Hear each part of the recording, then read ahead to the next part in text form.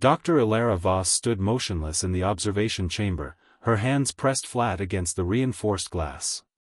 Below her, in the sterile white laboratory, 20 human children played with blocks and puzzles under the watchful eyes of Zenthari researchers. The children ranged from 4 to 8 years old, all abducted from Earth's outer colonies over the past year. "Fascinating specimens," chirped lead researcher Kickstal, his compound eyes gleaming with scientific enthusiasm. "Their neural plasticity is unprecedented. We've been testing their problem-solving capabilities, their emotional responses to isolation, Where are their parents?" Ilara's voice was ice. Kickstal's translator briefly malfunctioned at the tone. "Parents? They were taken from breeding facilities. We assumed they were orphans or—" "Every human child has parents," Ilara interrupted, still not looking at him. "Even orphans have people who love them. Communities that search for them. You took 20 children. 20 families are still looking.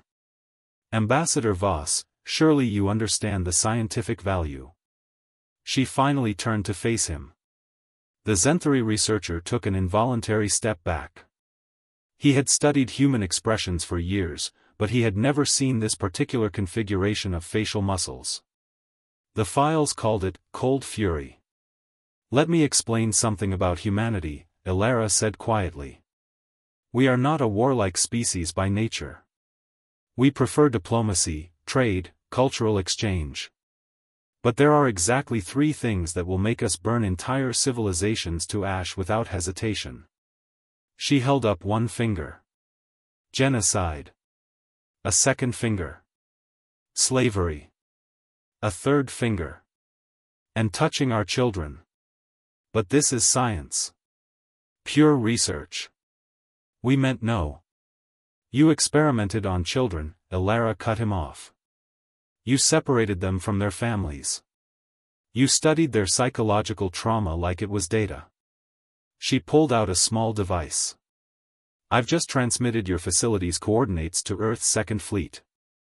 They were already en route. I was sent ahead to confirm." Kickstal's skin shifted to the pale yellow of Zenthari fear.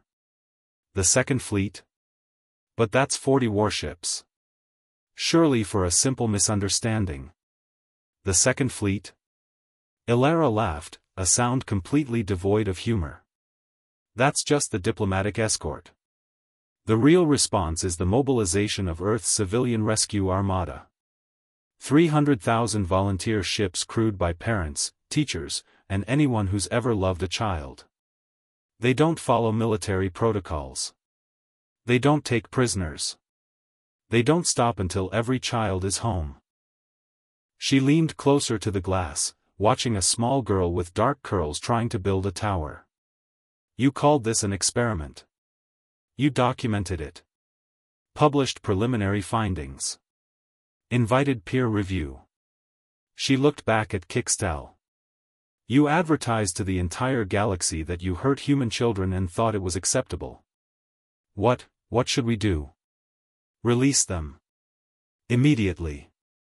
Prepare full medical and psychological reports. Then pray to whatever gods you have that those parents accept your apology." She paused.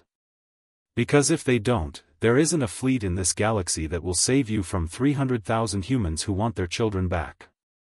The children were home within 6 hours. The Zenthari research facility was dismantled within 6 days. And the galaxy learned a new rule: humanity's mercy was infinite, but only until you threatened their young.